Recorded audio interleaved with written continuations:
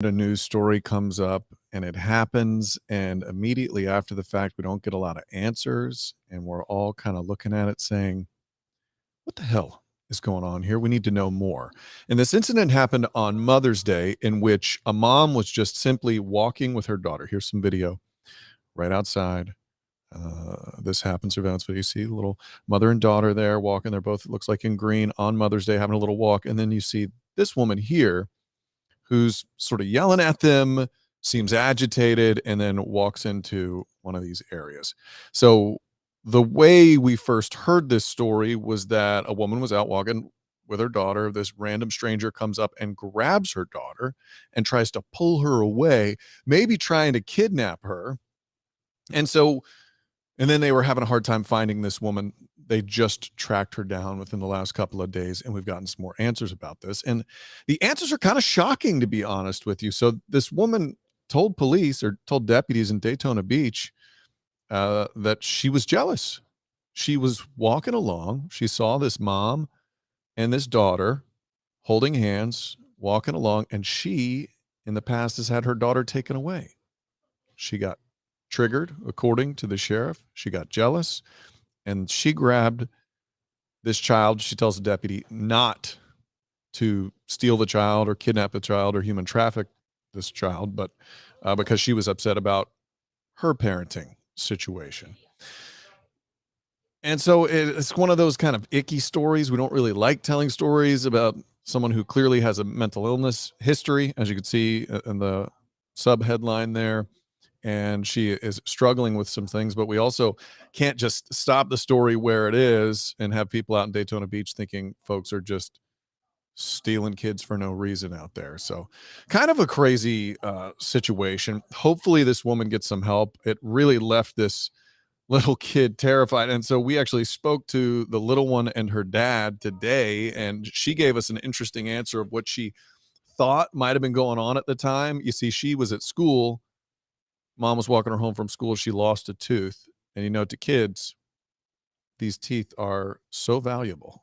She thought this woman was trying to steal her tooth that she was going to bring back to the tooth fairy and leave under her pillow. So that was kind of adorable. But the 30-year-old woman, Salima McCann, she faces charges for kidnapping and battery. Again, she's got a big history of mental illness, and she said she was depressed on the holiday, seeing a mom with another kid. So really a sad, icky story. Not the ones I like to tell, but the ones we do. I know that some people watch the news sometimes. They see these stories, and you're like, you never really get any closure on how did that end? Why did that crazy story happen in the first place? And so I guess this was my kind of crazy way of giving you a little closure tonight, if you were wondering about that story. A little wild, a little nutty. How's everybody doing tonight? I hope you are hope you're having a good one. I'm about to have a day off tomorrow, which is nice. My older daughter is graduating from high school graduate. She is about to go off to college. And so that's happening tomorrow. So I'm going to be a mess. I wanted to take the day off because I wanted to be able to go to dinner, not worry about working and all that stuff. And so that will be my evening. The amazing, talented Ginger Gadsden will be filling in for me, and will not be surrounded by any of these crazy stories that we have. The other one that has me riled up recently is that the USDA has decided that your kids are just too fat. And to correct that, the USDA is going to stop selling chocolate milk with school lunches. They're not, well, they want to. That's what they're recommending. Hasn't happened yet. That bugs me. I always looked forward to the chocolate milk at school. If you're going to get rid of chocolate milk, you got to get rid of juice. Juice has all that sugar, none of the calcium. Before I get all riled up, Chaz has off tomorrow. Glad to hear it, Chaz. Enjoy it. Is it because you have a graduate as well, or you're just taking the day off?